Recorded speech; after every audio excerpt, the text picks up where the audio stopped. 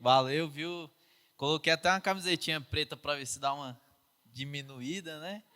Mas é isso aí. Eu tava vendo no último talk show que até me zoaram, né? Falaram que eu tava numa camisa de botão, né? E ela tava.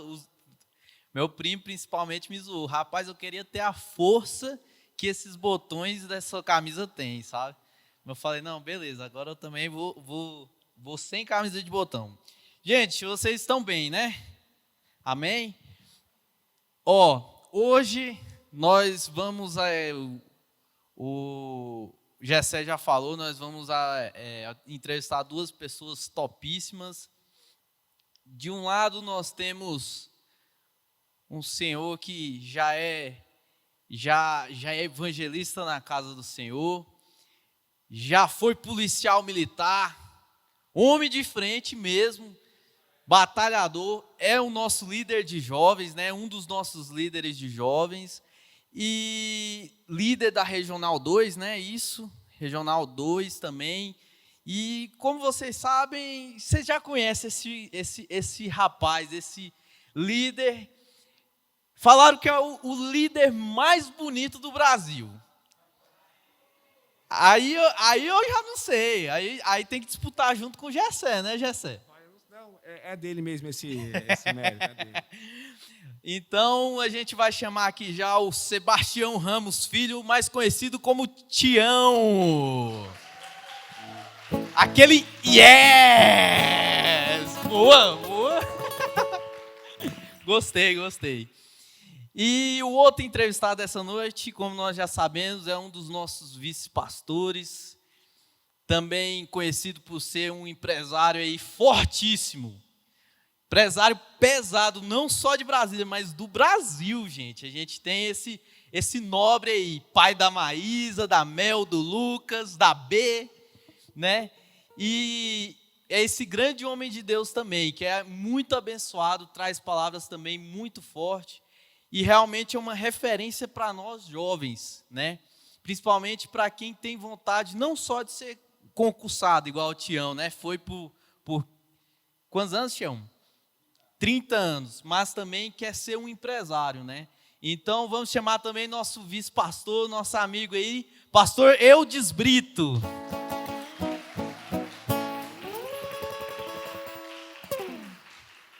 Vamos que vamos, né, gente? Vai ser top. A gente aqui hoje, graças a Deus, temos duas referências fortíssimas também, né?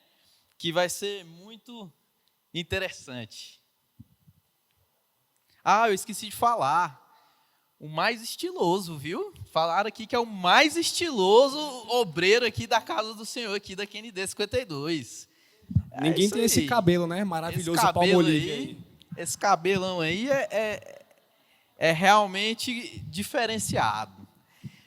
E já quero abrir já de mão já para um dos dois, pode ser o Tião começar a falar sobre a vida deles, quem que é Tião, de onde surgiu o Tião, de onde veio o Tião.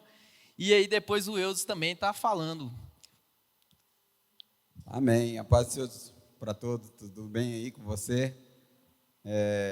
Eu não vou falar quem é o Tião, de onde veio, não, porque senão vai que essas perguntas aí são interessadas por cada um de vocês. Eu só digo que nasci em Brasília e estou aqui para servir ao Senhor com alegria. E é isso aí.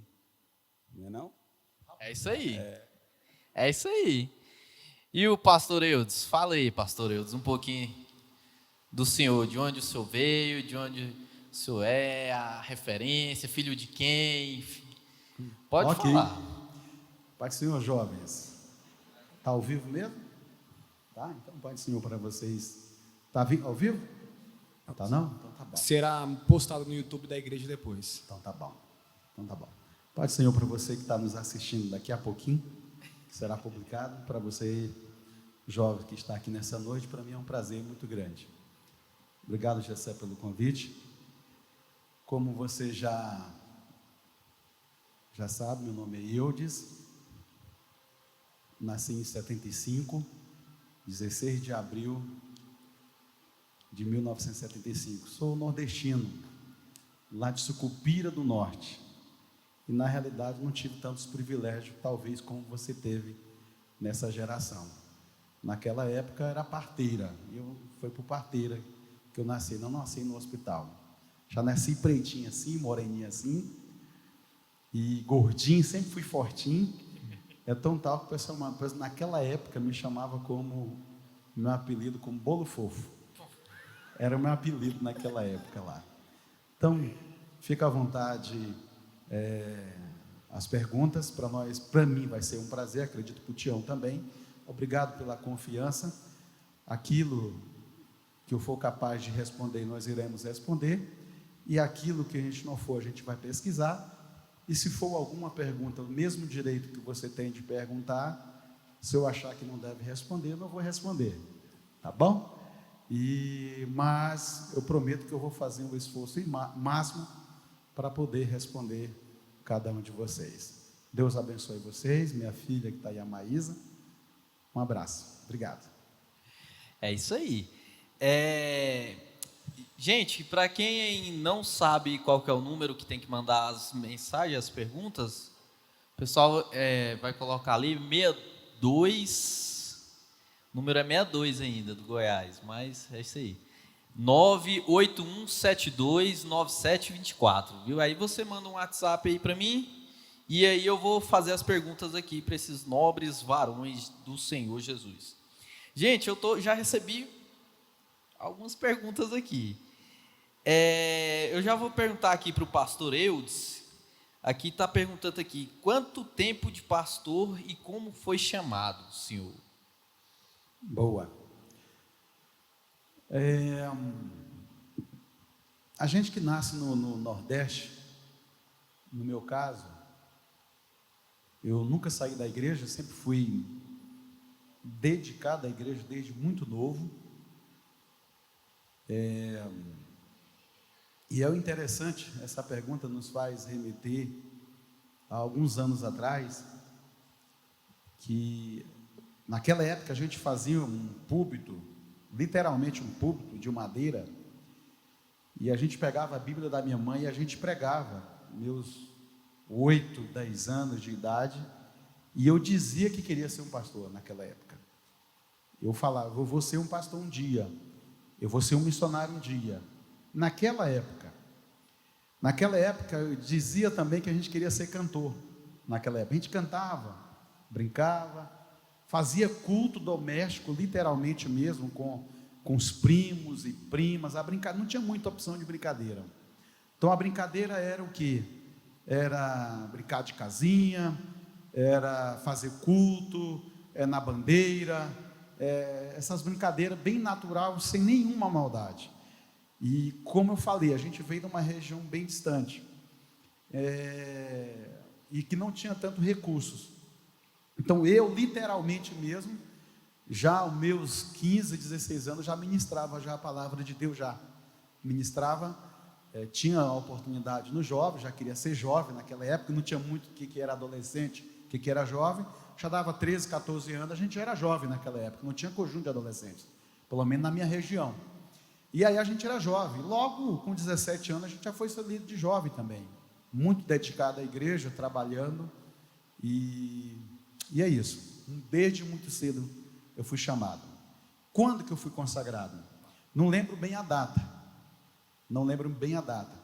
mas eu fui consagrado a presbítero e evangelista na Igreja da Missão, ou seja, não era Madureira. Quando eu mudei de endereço, saí da 402 da Santa Maria, fui para 307, né? E aí eu fui para Madureira, da 307, eu era da missão, tá certo? Tá certo. E para ser consagrado na missão é muito difícil, é meio complicado, viu? Mas eu fui consagrado bem cedo, eu acho que aos meus 21 anos, salvo engano. Pastor Eudes, aí você já tinha saído qual que é a cidade? Sucupira. Cheguei, vamos lá, eu nasci no interior, como eu falei, mudei para a cidadezinha próxima a onde a gente nasceu, por volta de 87 para 88, em 90 nós chegamos para a Sailândia. Em 93 eu vim para Brasília com 17 anos de idade. Com 17 anos de idade. E fui consagrado em Brasília, respondendo a sua pergunta. Fui consagrado em Brasília. Vim solteiro e com 19 anos eu casei. Glória a Deus. É isso aí. Tião, falando também sobre a questão do chamado, né? Igual o pastor Eudes falou, fala também um pouco sobre a sua trajetória, seu chamado, como que foi também o chamado para liderar os jovens, né? Que a gente sabe que é uma área um pouco que traz um pouco de dificuldade, né, para algumas pessoas. Muita gente fala que é a área mais difícil da igreja, né? Mas como que foi essa chamada também para você? Amém. Eu também nasci num lar cristão, né, evangélico. Meu pai já era pastor. A gente já pegou entendimento, né, na família, já sabendo que ele era pastor. Inclusive, nesta igreja, ele também foi pastor por 2 vezes aqui, o pastor Sebastião Ramos, que já descansa no Senhor. E eu nasci em 1968. E em 1977, eu já tocava o violãozinho e muito ativo na igreja desde então, 9 anos de idade. Então eu chegava, e naquele tempo as vozes de Osés de Paula, daqueles cantores da época, Otoniel e Osiel, tinha tantos outros, né? Então eu já cantava essas músicas à época. Então, e a voz das crianças, né? Mesmo homem, a voz da criança, ela se ela for afinadinha, você alcança umas alturas bem interessantes. Então eu já chegava na igreja, as pessoas já pediam para eu cantar. Era difícil um culto que não tinha 2, 3 bilhetinhos. Antigamente o pessoal escrevia os bilhetinhos. Até hoje, né? Até hoje ainda chega, tem que cantar um louvor. Até hoje. Aí o ministério, desde então, ele não parou. Em 1977, eu chegava na igreja já tocando. Então já fui chamado lá com 9 anos de idade para ser um dos ministros para as crianças, os grupos das crianças. Então tinha lá alguém que tocava, alguém que já tinha uma palavra, alguém que já, né? Então o ministério já estava desenvolvido desde minha tenra idade. E isso foi só consequência. Eu cheguei à adolescência, não teve nenhuma separação, continuei na juventude da mesma forma. O pastor Eudes casou com 19, eu casei com 21, porque eu entrei na polícia militar com 20 anos e com 21 anos eu casei, né? E desde então trabalhando para o Senhor Jesus, nunca parei. E aí eu fui consagrado a diácono aqui nesta igreja, né? A auxiliar lá no Penorte. Aqui eu fui consagrado a diácono, a presbítero e a evangelista, e continuo trabalhando aí para o Senhor Jesus com muita alegria. Graças a Deus. Pode-se dizer que é um filho da QND, né? 52. Vamos lá, deixa eu abrir aqui algumas. Tem várias perguntas aqui para vocês. Eu vou fazer aqui para o pastor Eudes. Está escrito assim, ó, pastor Eudes. Sacrifício faz parte da jornada empreendedora, mas como devemos lidar com ele? Acredito que queira saber, sacrifício faz parte da jornada empreendedora, mas como devemos lidar com ele? Na vida da gente, eu sempre costumo dizer, na vida da gente a gente leva muita pancada. E parece que para alguns, parece que é mais difícil. Parece que é mais difícil. E eu sempre falo que para mim parece que é mais difícil para mim, né? Mas quando eu vou conversar com o Tião tem a mesma percepção, que para ele também parece que é mais difícil do que o meu. Então isso é muito natural. É por isso que a Bíblia diz que ele não prova ninguém mais do que a gente pode suportar. Se está escrito isso na Bíblia, eu tenho que pegar isso para mim. Eu tenho que acreditar nisso. Porque senão eu vou rasgar essa página e eu vou me entregar. Quando você fala de sacrifício na vida secular, que eu acredito que seja essa pergunta, Não é que a gente não tropeça também. Eu vou reformular essa pergunta e responder nas duas. Eu sou ser humano e a gente tropeça em algumas coisas na vida espiritual, né? E na vida secular também. Na vida espiritual a gente tropeça, a gente erra,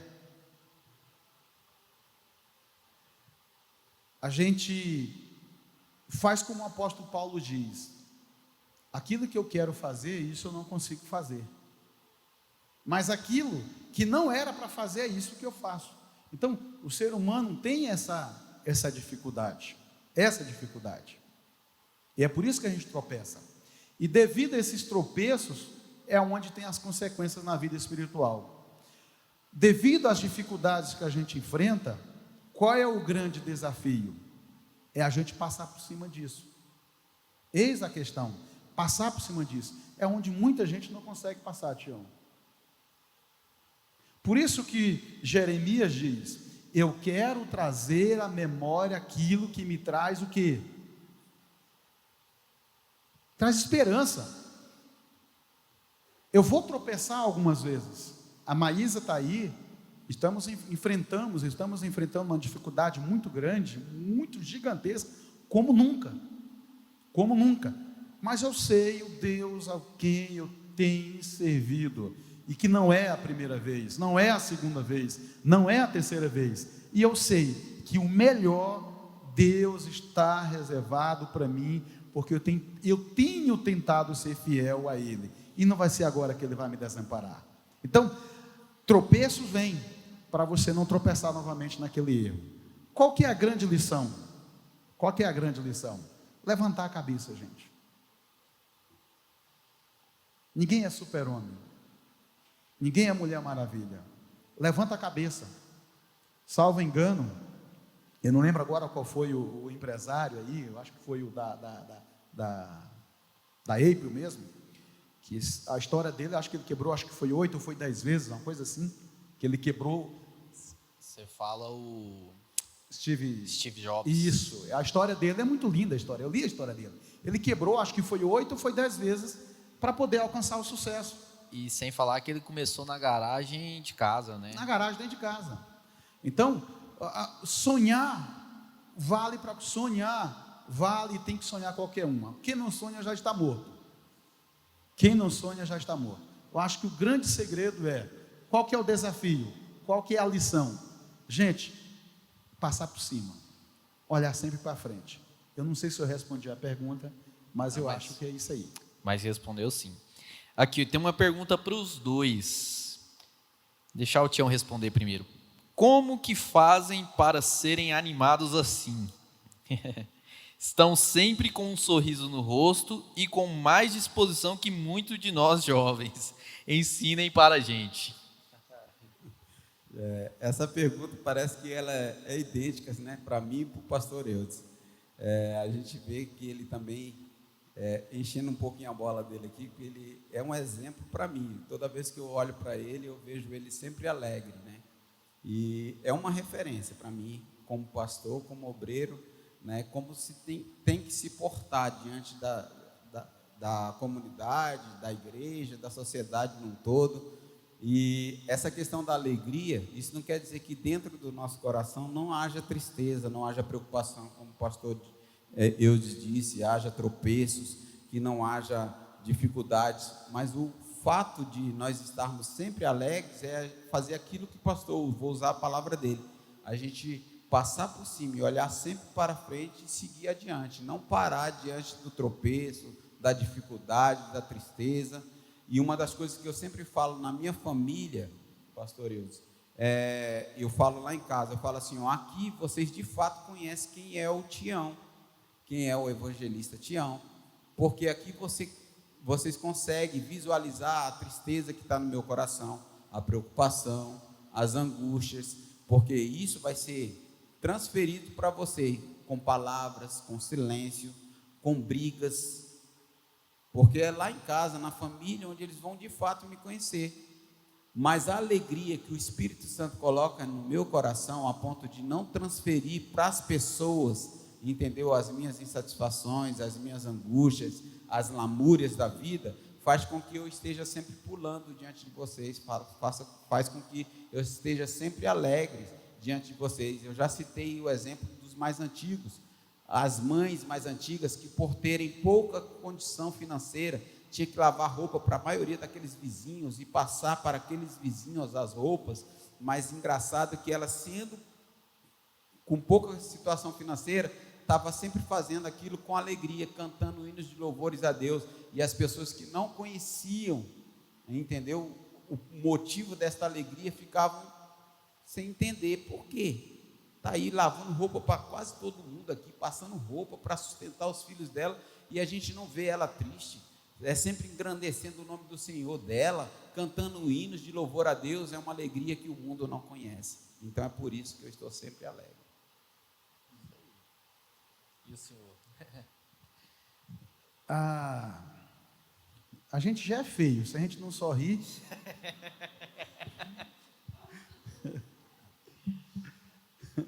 Fica complicado, né? Não é verdade? Verdade. E a própria palavra de Deus diz que o coração alegre formoseia todo o rosto. Então, quando você pega o formoseia todo o rosto, que no literal é lindo. Então, a gente tem que sorrir. É a única forma da gente se tornar lindo, porque cabeção, vindo do Nordeste, perna torta, gordinho, a única coisa que você tem que fazer é sorrir.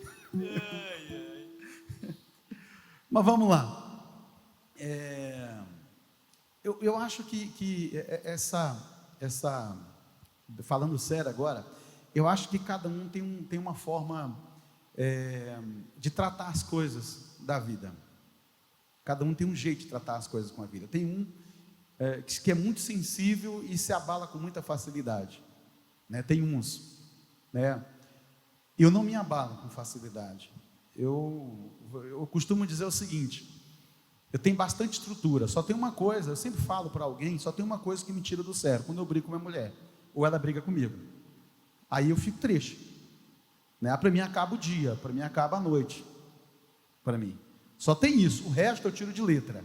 Igreja, trabalho, problema com o filho, às vezes a gente fica bravo, fica nervoso, mas logo eu estou sorrindo, isso não me tira do sério, né? Eu acho que é só isso, só quando eu estou brigando com a mulher briga comigo, um dos dois, né? Mas o resto eu estou sempre feliz, alegre, cantando, glorificando a Deus, na dor, na tristeza. É aquele corinho antigo que diz assim: a alegria está no coração de quem já conhece a Jesus. Eu acho que é isso aí. Eu sou realizado nisso aqui. Eu posso dizer que eu não sou ator, eu não finjo que eu estou bem, né? É porque não me atinge mesmo, literalmente mesmo. E o diabo sabe disso, meu Deus sabe disso, e isso não me atinge. Problema com alguém, se for preciso perdoar, pedir perdão, eu peço perdão. Se for, tenho a maior facilidade de pedir perdão, sem nenhum problema. Então isso para mim é fácil, para mim. Para outras pessoas talvez já seja difícil. Talvez seja por isso que não tem um sorriso toda hora no rosto. Tem que perguntar para a Maísa, né, se é verdade depois, se ela concorda com isso aí. É isso aí. Mas eu sou muito brincalhão, em casa, na empresa. Não, a gente percebe ela isso. Já sabe. Por exemplo, os meninos, todo mundo já sabe, eu lá na empresa são 2 andares, e eu demoro um pouco de subir, mas às vezes todo mundo já sabe que eu estou chegando, porque eu já vou cantando, já vou batendo nas portas, já vou falando alto, já vou, né? E todo mundo já vai se escondendo, correndo de um lado para o outro lá, mas meu jeito é esse, meu jeito. Olha, tá vendo? Mas meu jeito é esse, brinco com todo mundo, eu não tenho muita frescura, né? Dentro dos limites, né? Eu acho que vocês percebem isso aqui dentro da igreja. É isso aí, a gente já percebeu o jeito brincalhão aí, tanto do Tião, tanto do Eudson, né? Sorriso colgate desse tem que sorrir, não? Tem que sorrir mesmo. Eu também às vezes até sou sorridente demais, né? Eu não fico para trás não, mas é porque tem que sorrir. A gente tem Jesus no coração. Para que eu vou ficar triste? Não pode ficar triste. Quando você lembra disso, acabou. Gente, Tião, a gente tem visto aí uma questão que tem falado muito, né? Sobre a questão do racismo, né? Aqui veio uma pergunta aqui perguntando se você já sofreu racismo na polícia militar, na instituição. Olha, dentro da instituição Polícia Militar, já sofri sim. Eu me recordo nos primeiros 10 anos de polícia, e eu sempre fui muito prestativo, sempre gostei de dizer sim, nunca de dizer não, quando a pessoa pede alguma ajuda, algum auxílio.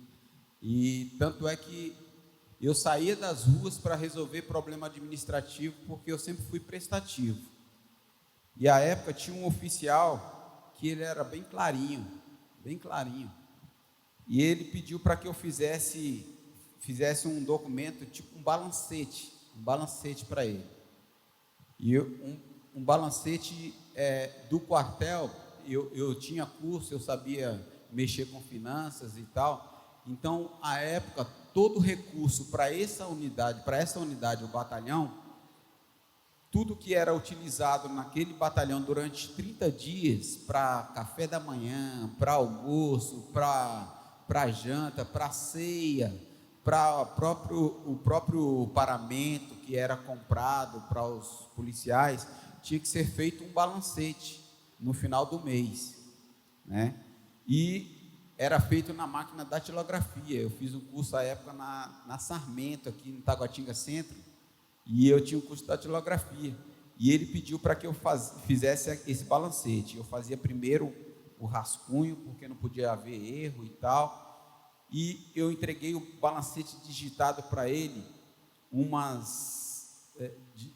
datilografado para ele, umas 5 vezes. Porque toda vez que eu entregava, ele pedia para mudar um termo.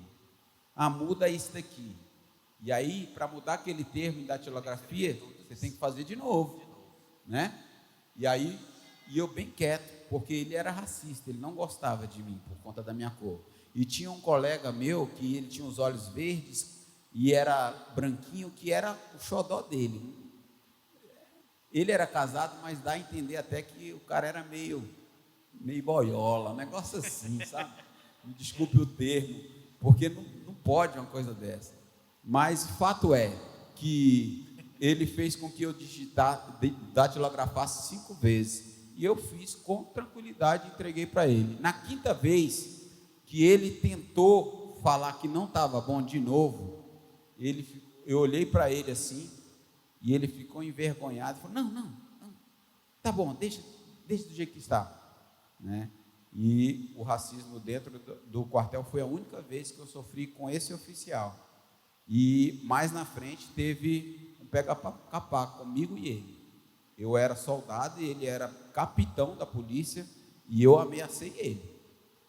Ameacei na frente do tenente-coronel, que era o nosso comandante, na frente do major, entendeu?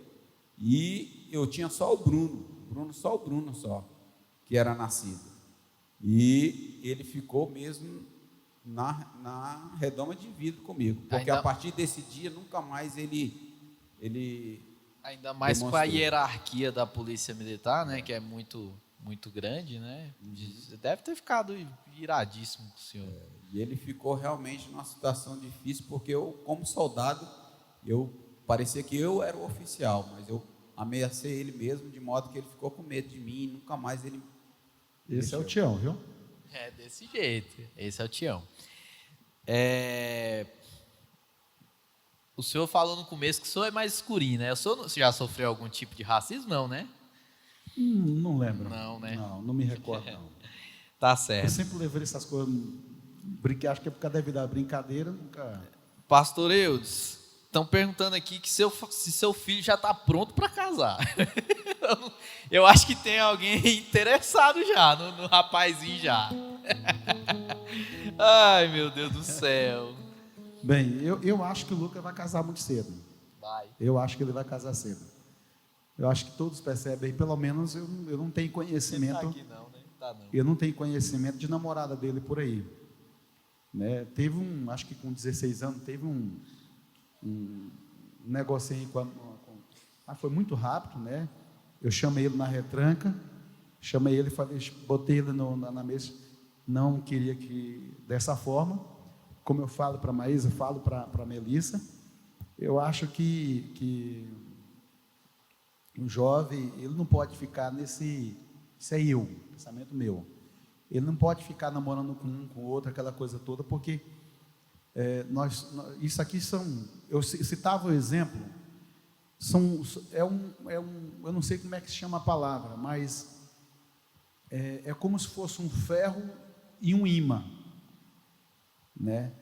Quando você coloca perto, logo se gruda muito fácil. E isso é natural do homem, é natural da mulher.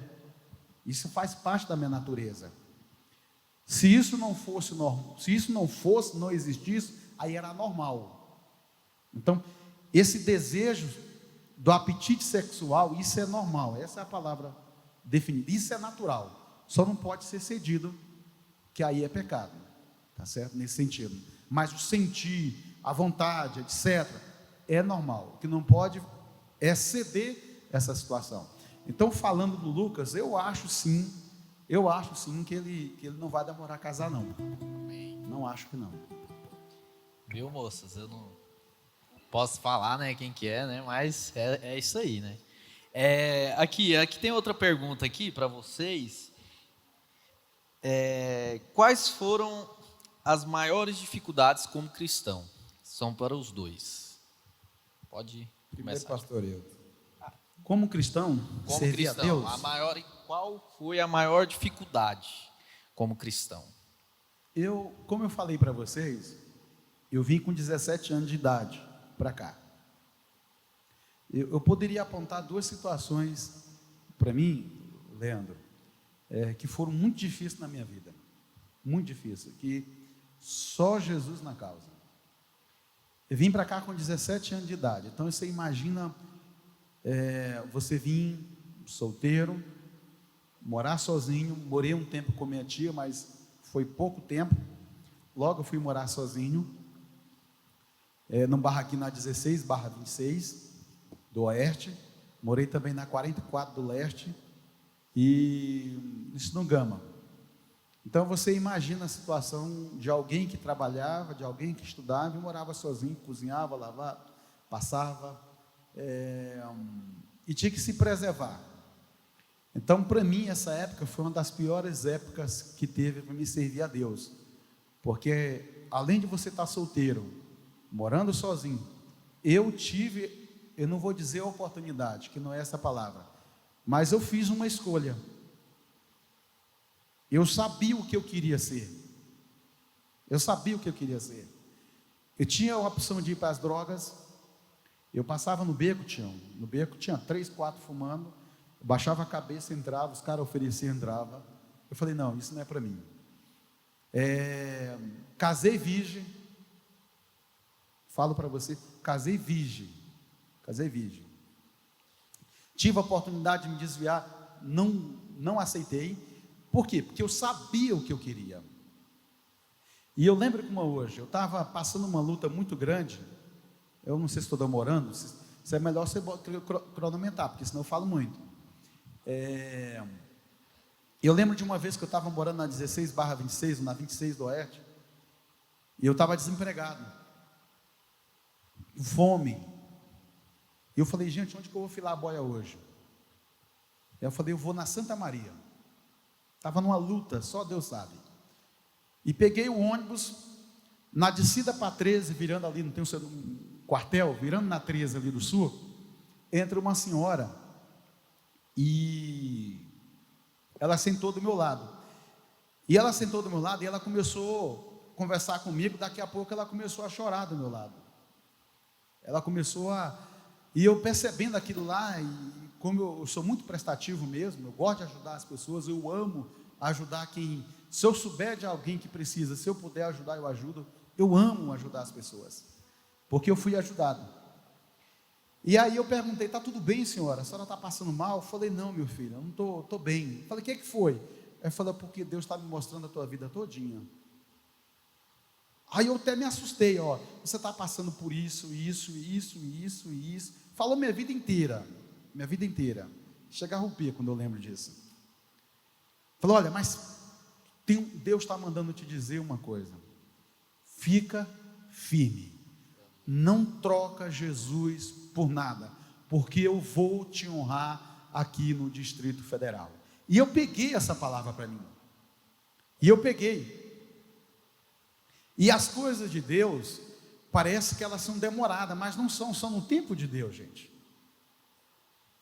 Ele não vai mandar antecipado, ele não vai antecipar porque você quer, porque me pediu orar. Ele não vai fazer isso. Então eu acho que foi a época mais difícil para mim. E a segunda mais difícil para mim, todos sabem que eu sou casado 2 vezes. Dirigi igreja, era pastor de igreja, estava numa igreja maravilhosa, a igreja na época que estava no Recanto da Zema, feliz da vida, e minha esposa foi acometida por uma enfermidade muito grande, que foi o câncer, deixando 3 filhos pequenos, a Maísa com 9, Lucas com 6, a Melissa com 3. Foi a pior época da minha vida. Voltando aquilo lá atrás, na caminhada da gente, a gente enfrenta muitas dificuldades, não significa que você vai se afastar, só que você sofre tropeço da vida. E nessa época eu me decepcionei muito com Deus. Entreguei a igreja, falei que não queria mais dirigir a igreja, não queria mais. E nesta época, não é que eu me distanciei da igreja, mas eu fiquei sem ir para a igreja. Fiquei sem congregar. Então foram as 2 épocas para mim que foram terríveis para mim. E o que doía mais no meu coração, porque a gente que é criado dentro da igreja, como eu, participando, ceando, está na terça-feira, vocês percebem que eu gosto de estar na igreja. Não sei se você tem essa percepção. Eu só não venho para a igreja se eu estiver doente, ou se eu estiver muito cansado. A Maísa sabe disso. E eu brigo com eles para me acompanhar para a igreja. Por quê? Porque eu acho que nós temos que congregar. Por quê? Porque é na igreja que a gente se sente alegre, que a gente conversa. A gente vem triste, a gente sai alegre. A gente vem chorando, sai sorrindo. Recebe uma palavra de Deus, um abraço do irmão, e às vezes um abraço da irmã Siqueira ali, tão simples como a irmã Siqueira, ela traz uma palavra para nós, Deus te abençoe, aquela palavra renova a esperança da gente. A irmã Maria Rosa, que tem um sorriso, meu Deus, angelical, então foram as 2 épocas muito difíceis para mim. Concluindo, eu lembro, por isso que eu falei que é bom, concluindo, eu lembro que uma vez meus filhos estavam no Gama, e chegou domingo, por volta das 5 horas, meu coração começou porque nada do mundo que você, principalmente quando você é transformado, nada que o mundo te oferece te substitui. Você pode até participar, mas quando você participa, a tristeza daqui a pouquinho está batendo de novo na tua porta. E eu lembro que eu comecei a chorar muito, chorando, porque eu comecei a trazer na minha memória o momento que naquela hora eu estava indo para a igreja com a minha família, e eu estava em casa. Aquilo começou a me machucar muito, e eu comecei a desesperar dentro de casa, chorando, meu Deus, tem misericórdia de mim, quando alguém falou lá no interfone e diz, pastorzão,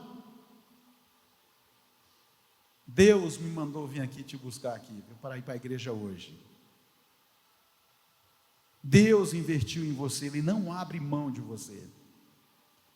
E eu me lembro que eu me arrumei rapidamente, fui para o Gama, na igreja do pastor Egmar.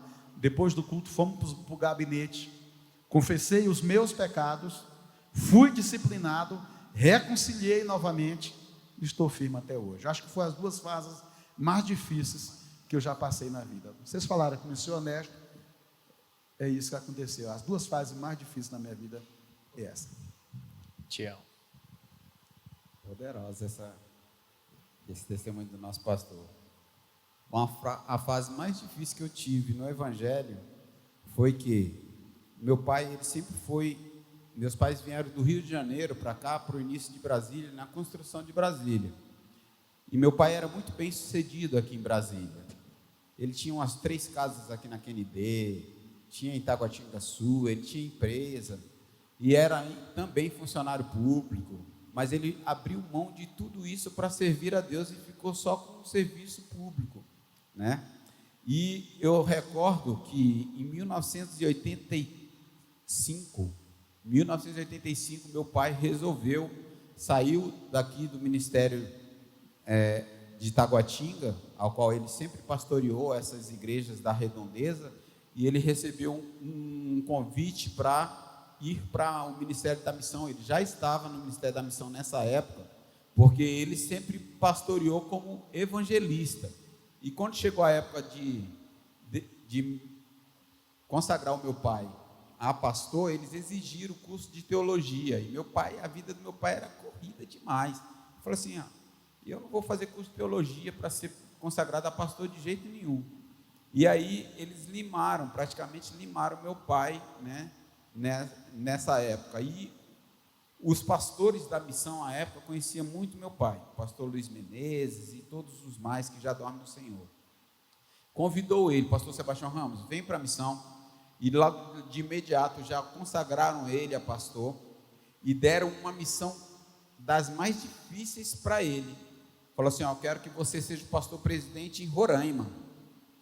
E não é na capital não, é 360 quilômetros da capital, que para você rodar aqueles 360 quilômetros é 24 horas de carro, de tão difícil que é, entendeu, a caminhada naquele lugar. E meu pai foi, ele comprou uma S10, uma C10 na época, de carroceria de madeira, e aí botou a família toda em casa, naquela traseira, e Foi para Roraima. 12 dias de caminhada até chegar em Roraima. E eu estava concluindo o primeiro ano do ensino médio aqui no SEAB, antigamente era SEAB, né? Ali no centro de Taguatinga, Centro de Ensino Ave Branca. E aí eu fiquei para concluir esse primeiro ano e depois eu iria. E aí, quando concluí, eu comprei a passagem de avião, meu pai comprou, e aí eu fui. Quando cheguei naquela situação difícil, morei ainda 1 ano e 7 meses com meu pai lá, e aí falei: não, pai, isso aqui não é para mim não, sério. Menino com 18 anos, vivendo uma situação daquela. Quando eu cheguei no local onde ele morava, e eu levei todos os documentos da escola para eu terminar o ensino médio, lá eles queriam que eu desse aula para as turmas de 1ª a 5ª série, com o estudo que eu tinha. E como eu já tinha curso de datilografia, me ofereceram emprego também para dar aula de datilografia para aquele povo. Tamanha era a dificuldade naquele lugar. Então eu comecei a esfriar espiritualmente. Eu falei: Senhor, isso está sendo muito difícil para mim, muito difícil. E 1 ano e 7 meses depois, aí o pastor presidente pegou e falou assim: pastor Sebastião Ramos, agora eu quero o senhor no Acre. Aí eu falei: pai, por favor, Meu Deus do céu. se eu vai para o Acre agora, eu vou retornar para Brasília. E aí retornei para Brasília. E no que eu retornei para Brasília, morando também na casa dos parentes, vivendo de favor, mas sempre trabalhando. Eu não escolhia trabalho não. Eu fazia massa para os pedreiros, eu capinava um lote, eu fazia alguma coisa, e foi um momento difícil da minha vida espiritual. Porque viver longe dos pais, você também tem que praticamente se auto-manter, né? E aí, você dentro da igreja, você observar que as pessoas faziam acepção acerca de você. Acepção. Eu já namorava com a minha esposa, e as pessoas olhavam assim, falavam para a minha sogra: irmã Veneranda, o que vai ser da sua filha casando com esse pretinho? Falava assim, com esse pretinho. Como é que vai ser o cabelo da sua neta, irmã Veneranda? Olha o pensamento do povo dentro da igreja, né? E eu falei: Senhor, eu não quero isso. E eu orava muito, eu sempre fui um rapaz de oração, sempre temia Deus.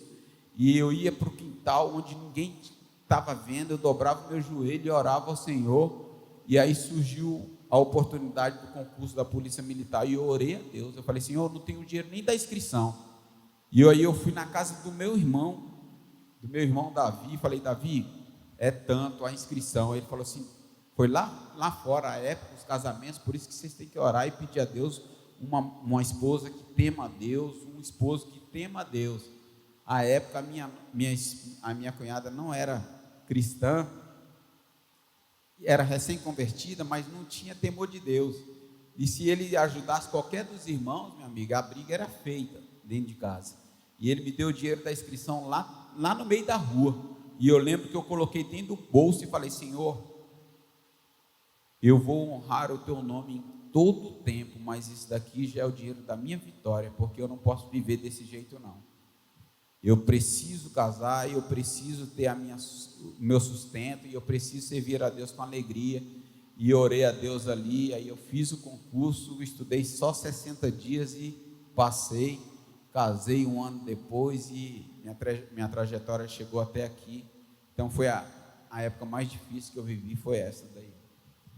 Eu observei tanto dos dois falando que bem na fase inicial, né, da vida, assim, teve essas dificuldades, né, principalmente no começo da juventude, né, que a gente vê, muitas das vezes a gente jovem, né, pensa, né, meu Deus, eu não vou aguentar, não vou chegar em nada, né, a gente tem aquela pressa, aquela vontade de conseguir tudo de uma vez, né, e aí a gente vê que não é do jeito que a gente quer, né? Do jeito que a gente pensa, na hora que a gente quer, igual o pastor Eudes falou, que é tudo na hora de Deus. Gente, tem outra pergunta aqui para o Tião e para o pastor Eudes, que diz assim: qual a sua opinião sobre o cristão ser doador de sangue, medula e órgãos? Qual que é a opinião de vocês? Acredite-se. Acho que essa pergunta, a gente não é testemunho de Jeová? Pois é, eu ia falar isso, mas... Então, é brincadeira, gente. É só para descontrair vocês. Né? Nós somos cristãos. Né? E não existe hoje nenhuma oposição, pelo menos que eu conheço, né, Tião? Nenhuma oposição. E eu acho que isso é muito pessoal. Isso é você. Isso é você. Eu, por exemplo, renovei minha carteira, eu falei que não dou, não, negativo. Essa é uma opção minha. Mas se minha filha que tirou a carteira, ela disser que quer ser doador de órgãos, sem nenhum problema, isso é muito vai de cada um.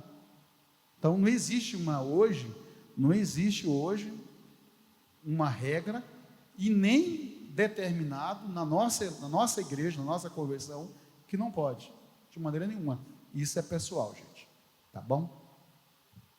Idem, faço as mesmas palavras do pastor Eudes, a minha opinião. Não é copiando, não. É porque é o que eu defendo mesmo. Tá? E quando eu entrei na polícia, primeiro que nós tínhamos que todos doaram sangue. Todos. E a cada período de 3 meses, nós tínhamos que estar indo doar sangue. Então, a maioria dos pedidos dos bancos de sangue que vinha da capital vinha primeiro para os quartéis, porque sabia que os policiais eram doadores frequentes de sangue. A questão do órgão é aquilo pessoal de cada um, entendeu? Se eu tiver um filho que precisar de um rim, podendo salvar por ser compatível, eu não vou doar o rim para ele? Também, se eu quiser, por exemplo, ir lá, renovar minha habilitação, e falar assim, olha, já vejo que meus dias estão mais para lá do que para cá, se eu vier a faltar, eu quero doar os meus órgãos para que alguém que precise utilize, isso aí é normal, tranquilo. Beleza. Uma outra pergunta. As perguntas tão fáceis, né, tio? Não, mas agora vai vir uma difícil, viu? Porque essa não é para mim, Deus me livre. Fala aqui, qual conselho, vou colocar para os dois, qual conselho vocês dariam para o jovem que escolheu viver solteiro para sempre? Parabéns! Caramba! Ó, para sempre. Tu é o cara. É o cara. Tu é lá Tocantins, é tu, né?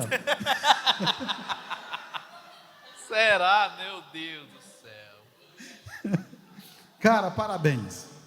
Parabéns. Né? Vida de casado não é fácil mesmo, porque é 2 cabeças.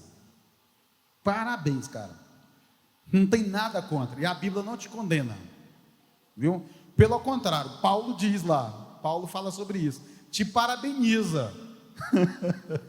Se você tem essa facilidade de não tem, você tem esse autocontrole, né? Eu estou até olhando para ele, ó. Se você, qualquer um dos dois, homem e mulher, tem esse autocontrole, parabéns. Não tem nada que condene você. E a Bíblia te dá amparo para isso também. Tá bom? É isso aí. Você não pode estar alimentando a fornicação e a imoralidade. Porque o conselho do apóstolo Paulo é, meu filho, casa. Porque do contrário, você não vai conseguir servir a Deus, entendeu? E corre o risco de perder a salvação. Perguntaram aqui também qual que é a comida preferida de vocês. O meu? Ixi. Aquele cuscuz. Rapaz, eu sou muito fácil para me deixar feliz em termos de comida. Eu não tenho muita frescura. Eu gosto de experimentar de tudo. De tudo. Desde um chambaril, desde de uma galinha caipira, desde um churrasco, desde um macarrão. Macarrão está diminuindo um pouco por causa da barriga. Peixe, para mim, acho que, nossa, porco, eu estou com 2 latas que a gente mandou lá agora, matou um porco, latou lá, e vez quanto, não tem igual. Para mim não tem, se vocês quiserem me convidar, não tem receio. Qualquer comida lá, desde que esteja bem feita, vamos estar juntos. Eu posso brincar? Pode. Não é à toa que é o bolinho fofo desde... Ai, não é à toa, né? Ninguém gosta de tudo. Tião, qual que é a comida preferida, Tião? A gente fica sem graça, né? Que é pastor, né? Meu Deus do céu. Já vai sair daqui disciplinado já. Meu Deus do céu. Gente, eu quando eu era menino, eu era muito cheio de frescura com comida. Eu comia mais, era ovo. Ovo frito, ovo cozido. Eu gostava muito de ovo. Então, macarrão. E as coisas foram mudando a partir do momento que eu entrei na Polícia Militar, que ele não aceita ninguém com frescura, né? Lá na Polícia Militar, não existe isso. Ou você come ou você passa fome, e mesmo se você não gostar, você tem que comer assim mesmo, entendeu? E aí, hoje eu não tenho mais essa questão de escolha, a comida predileta e tal, mas o fato é que se você fizer uma comida com uma galinha caipira, que tenha pequi, que tenha gueiroba, que tenha quiabo, que tenha jiló, que tenha muita salada e que tenha ovo frito ou cozido. É muita mistura, viu? Ovo frito ou cozido, me convide que eu estou lá com vocês. É isso aí. O povo aqui tá mandando mensagem quando que vai ser, ô Eudes, a ida lá na fazenda sua aqui. Então, na fazenda ou na chácara? Tanto faz, o que tiver disponível, partiu. O que tiver disponível, estamos indo. O Tião já me cobrou isso. Eu falei, Tião, segura um pouquinho, né? Segura só um pouquinho, porque eu comprei ela, acho que vai fazer 1 ano agora. E a gente sempre está ajeitando alguma coisinha, né? Mas eu acho que dá sim, dá para marcar um dia, não para dormir, mas para passar o dia. Eu acho que dá sim, vai ser um prazer receber. Beleza. Todo mundo, viu? Partiu todo mundo? Partiu, amém, gente? Andar de jet ski, gente.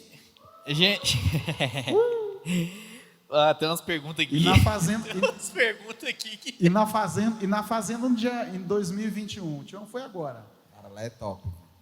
Quem quiser, dispensa tá disponível. comentário. Imagino. Eu vou levar meu equipamento de pesca, eu nunca mais vou perder nenhum peixe naquele lago do pastor Eudes lá. Nunca mais. Tião, quais seus desejos como líder para a juventude? Repita, por gentileza. Quais seus desejos como líder para a juventude? Qual é o seu desejo como líder? Olha, eu vou até trazer para cá, está até aberto aqui no meu celular, porque todas as vezes que eu dobro os meus joelhos, eu não abro mão disso daqui. E eu vou repetir para vocês aqui, só para que você entenda, que isso daqui é primordial para mim como líder. Todas as vezes que eu oro para vocês, esse projeto está aqui, ó. E eu repito, a palavra de Deus diz que nós não temos que usar de vãs repetições, mas isso daqui é um projeto. E um projeto, você trabalha nele até você conquistar as metas que você traçou. E o motivo principal que eu tenho para a juventude é que vocês tenham vida com Deus, que vocês de fato sejam salvos, que vocês busquem o batismo no Espírito Santo, que vocês tenham de fato realização na faculdade, que vocês que procuram concursos públicos, que vocês de fato passem, que vocês tenham a independência financeira de vocês, e que vocês que procuram casamento, que tenham o melhor de Deus nesta terra. São a minha meta. E olha, aleluia, não são recebe poucos. aí, gente. Isso aí é fato. Aleluia, glória a Deus. Recebe, gente, é bênção de Deus. Pastor Eudes, quanto custa seu terno de camurça? O povo gostou do seu terno de camurça, pastor Eudes. Rapaz, Quanto custa? fala, Gente, não tem pelo pro- amor não de tem- Deus. não tem problema não.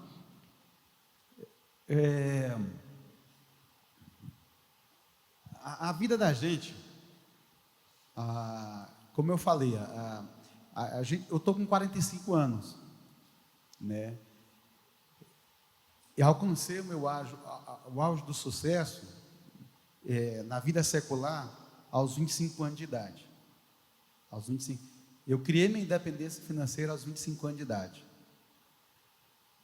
Qual foi o grande segredo?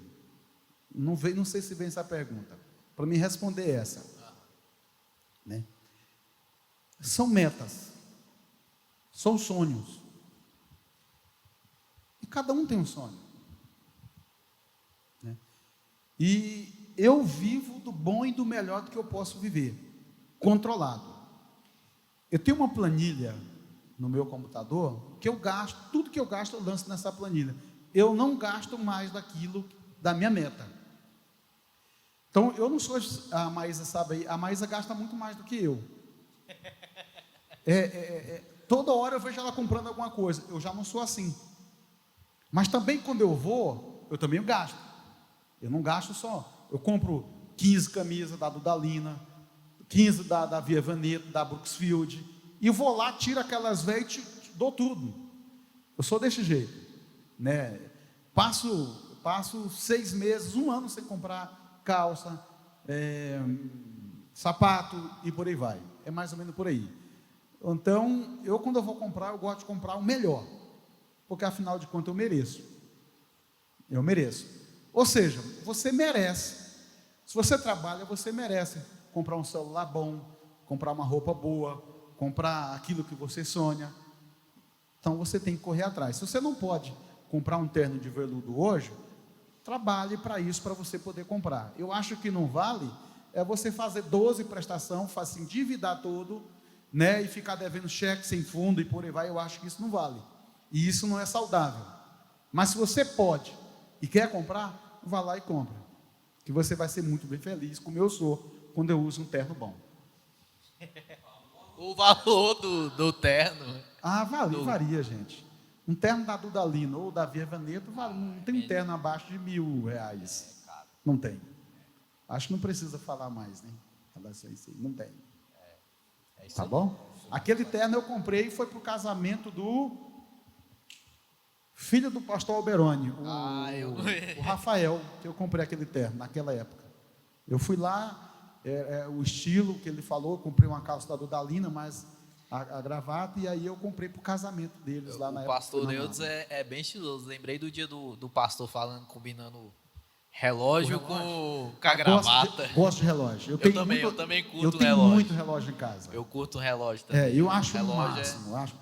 Eu gosto demais de relógio. Eu gosto de relógio que combina, por exemplo. Aqui tem azul, tem o vermelho, tem o amarelo, e por aí vai. Eu gosto. Eu sou bastante vaidoso nesse sentido. Eu não calço, vocês nunca vão me ver calçar uma meia vermelha. Eu gosto de combinar as cores. Isso vai desde a cueca até a meia. Ai, é isso aí, gente. Então vamos lutar, né? Trabalhar muito para a gente também chegar nesse nível aí, meu povo. Gente, tem muita pergunta aqui. Aqui é para os dois. O que vocês poderiam me dizer acerca do jejum? Eu acredito que é uma pergunta assim que leva um pouco de tempo, né? Mas não, isso é muito tranquilo. Para explicar. Todos os homens da Bíblia Sagrada, da Bíblia, né, começando por Jesus, né? Um exemplo clássico. Jesus manda os discípulos. E tem alguém que está precisando de um milagre, e aqueles discípulos oraram, expulsaram, pelejaram, e não aconteceu nada. E aí vem esse casal, essa família, e diz: Senhor, os teus discípulos não conseguiram resolver o problema. Não resolveram. E Jesus: rapaz, vocês estão muito fracos, vocês. É mais ou menos por aí. Vocês estão muito fracos, vocês. Essa caça, esse problema aí, só sai se for com jejum e oração. Então é o seguinte, isso é propósito. Qual que é a dificuldade que você está enfrentando? Qual que é a dificuldade? Faça uma campanha, eu vou jejuar todas as segunda-feiras. A minha tia, por exemplo, lá em Goiânia, ela gosta de jejuar, por exemplo. Ela vai fazer jejum e já aproveita e faz o regime.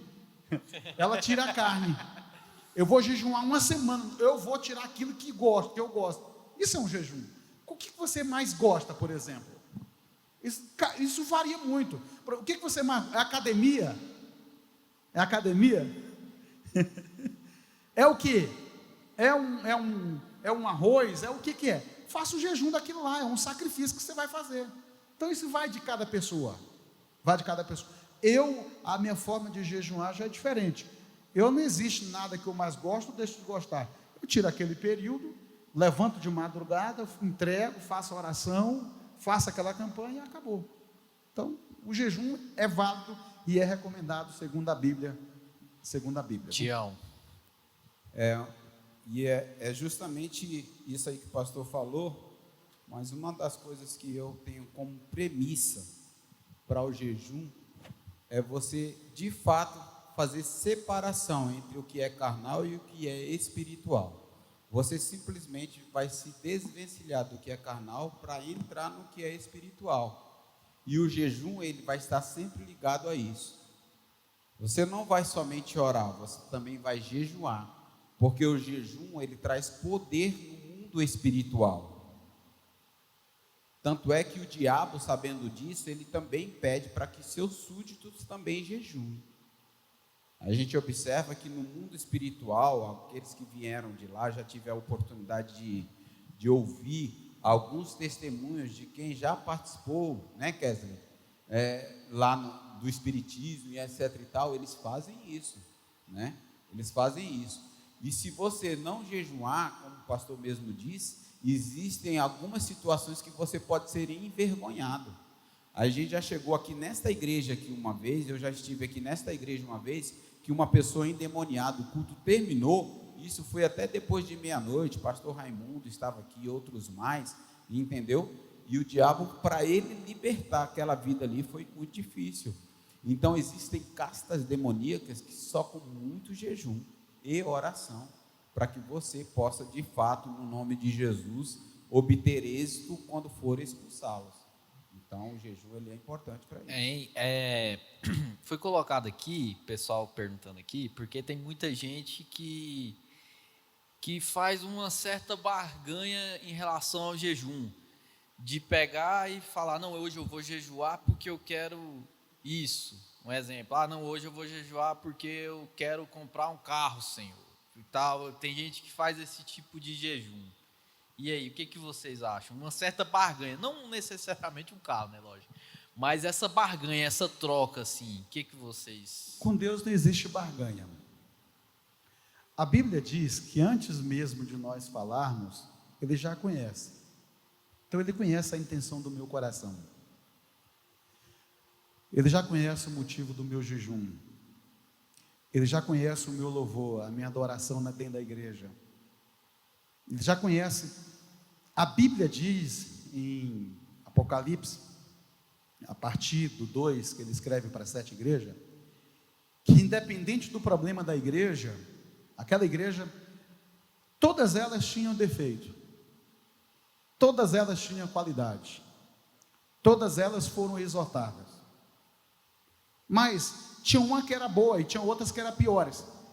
Mas o que me deixa alegre não era o problema da igreja, não era a dificuldade da igreja, era que Jesus estava no meio da igreja. Então Ele está no meio da igreja. Ele está no meio da igreja. E o que diz lá? E Ele com seus olhos como chama de fogo, Ele sai andando no meio da igreja dizendo, eu conheço você. Eu te conheço. Então, essa roupinha bonita, eu conheço você. Então Ele conhece a gente. Então, na hora que a gente fala, Ele já sabe qual a nossa intenção. Então, não existe barganha para Deus. Não existe esse troca. Ele olha, peraí, eu vou abençoar o cabeçudo do Eudes ali, porque ele está barganhando. Não, Ele olhou, não, eu vou abençoar esse menino ali, eu vou abençoar. Ou mérito meu, ou que eu acho que a gente não tem mérito nenhum, mas quem sabe, a oração da minha mãe que está lá orando por mim, a oração do meu pai, ou ele olha lá, não, peraí, eu vou abençoar esse menino, ele é diferente, essa menina é diferente, eu vou abençoar, mas isso não é barganha, para Deus isso não serve, viu? E tolo é você ou alguém que pensa dessa forma, vai se dar muito mal.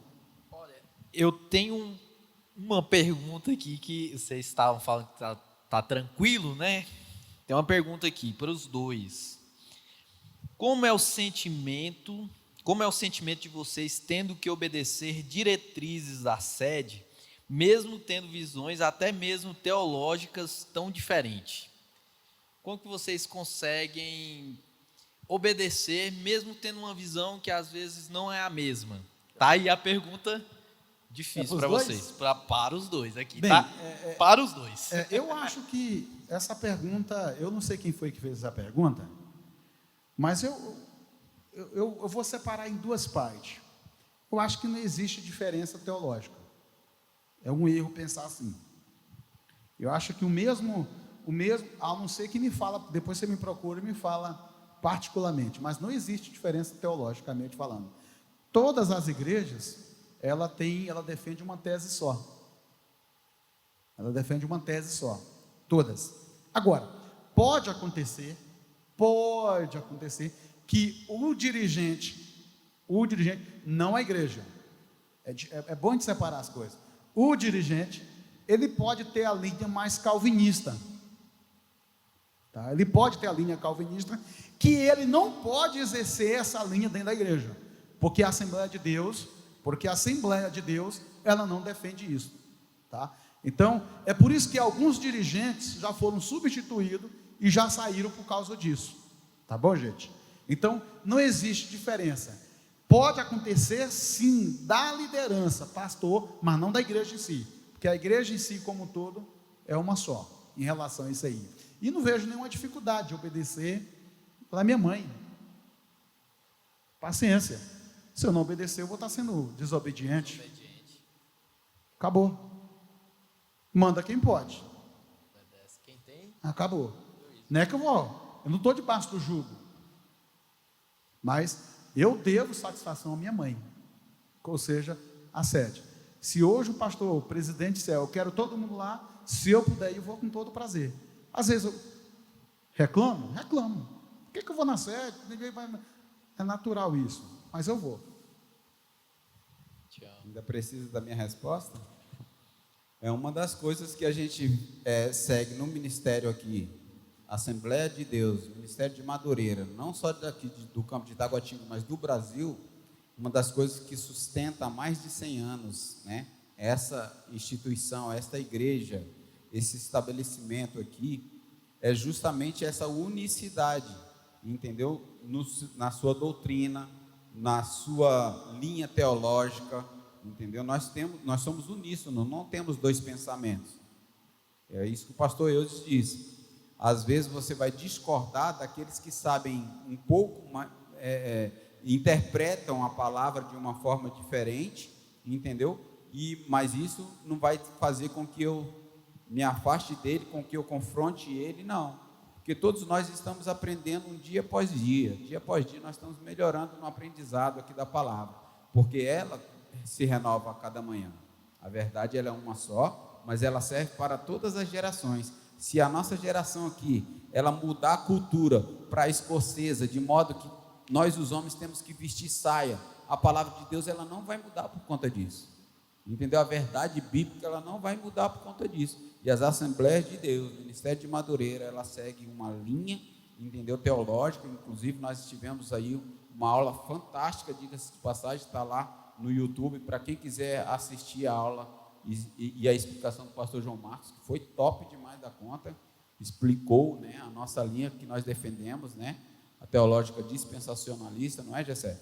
Então, explicou com muita propriedade. Então, não tem essa questão de diferenciação e tal. Eu não concordo de fulano, não concordo com a direção. Não, isso se chama rebelião, entendeu? Se ele estiver falando alguma coisa que é contrária à palavra de Deus, o Espírito Santo que está em mim, ele vai me revelar. E aí eu vou falar assim, ó, irmão, que Deus tenha misericórdia dele, eu vou orar para que Deus dê sabedoria para ele, para que Deus mude o entendimento dele e pronto. E é esse o nosso pensamento. É isso aí. Pastor Eudes, estão pedindo emprego aqui para você. Aqui. Me contrata, Pastor Eudes. Já estão pedindo aqui emprego aqui. Já Eu não você. contrato ninguém da igreja. Não. Eu já respondi já. Pronto, gente. Tchau. Não tem emprego. Acabou, não tem emprego. Perdão aí, gente. Vamos lá. A gente tenta separar as coisas, gente. A gente tenta separar as coisas. Eu acredito que deve ser muito difícil, igual Não. você contratar alguém da igreja e às vezes, porque querendo ou não, quando você tá à frente na liderança e você tem que puxar, né, a orelha, ou a pessoa faz alguma coisa errada. Não, né? não é isso não, é porque, vamos lá. No meu caso, eu posso até indicar, não tem nenhum problema, mas eu não sou dessa área, por exemplo. A Maísa está aí. Eu sou mais da área operacional comercial. Quem mexe com isso aí é o Marcelo, é o outro sócio meu, de contratar. E agora, principalmente agora que nós contratamos agora um gerente que vai mexer só com isso agora, com recursos humanos administrativos. Agora que eu não vou mexer. Por quê? Porque se eu interfiro nisso, eu tiro o poder do cara. Tá? Então, o que eu posso fazer? Como eu sempre faço, eu pego o currículo e eu encaminho. E o contato que a gente tem, a amizade que a gente pede para Deus e o mundo, ou seja, para todo mundo. Então, na hora, tem todo mundo que já me pediu aqui currículo aqui, e eu indico sem nenhuma dificuldade. Eu falei isso, foi brincando que não contrata gente da igreja, viu, gente? É uma brincadeira. Então, tá última forma, né? Como se diz, né? Última forma. Então, contrata, manda o currículo, gente. Já prepara o currículo e manda. É muito mais fácil pedir para a Maísa contratar do que eu. Olha aí, ó. Cola na Maísa. Não, é sério. Por quê? Porque no dia a dia, eu nem sei se precisa de gente. Eu estou tão envolvido lá no dia a dia, que eu nem sei. Quando eu vejo, já tem uma pessoa nova. Sem brincadeira. Não é sem demagogia. Eu tô lembrando aqui, esses dias eu tava vindo de Goiânia, eu vi um carrinho da Acla Express. Bonito? Bonitinho, uma Fiorininha, vindo Obrigado. de Goiânia. Top. Já viu o caminhão também, passando. Bonito? Bonito também, Obrigado. grande, rapaz. O trem é top, gente. Vocês estão entendendo, não. É nóis. Tem outra pergunta aqui para o Tião aqui. O que precisa ter em mente antes de seguir uma carreira policial? A gente vê, né, que muitas pessoas querem o concurso público, né? E principalmente a carreira policial, ela é um pouco assim, é diferenciado. Você ser um policial, tanto policial quanto civil, quanto militar, né? A gente vê que você tem uma mudança de mente totalmente, assim, você tem que ter uma mente diferenciada para ser um policial. Aí estão perguntando aqui, como que tem que ter essa mente antes de seguir uma carreira policial? Bom, primeiro que Deus ele coloca representantes dele em todas as áreas, né? Você já sabe disso, isso aí é fato. E na carreira policial não é diferente. Para seguir a carreira policial, você vai ser examinado por um profissional no processo seletivo para ver se você se enquadra naquele perfil que eles precisam. Ainda que você tenha, entendeu, todas as características e eles detectam alguma coisa que não dá certo, eles não vão te aprovar no concurso. Isso aí é fato. Para nós que somos cristãos, a gente é dirigido os nossos passos por Deus, né? Ele conduz as nossas vidas. Tanto é que a gente estuda para a carreira policial, entendeu? E a gente faz 1, 2, 3 concursos naquela área e não é aprovado. E o outro faz uma vez e é aprovado, né? E às vezes, se você insistir demais, você pode até ser aprovado, mas lá dentro, por conta daquela característica individual que você tem, que não é o perfil de um policial, vai acontecer algo lá dentro com você, de modo que essa carreira vai ser interrompida precocemente. Isso aconteceu muito.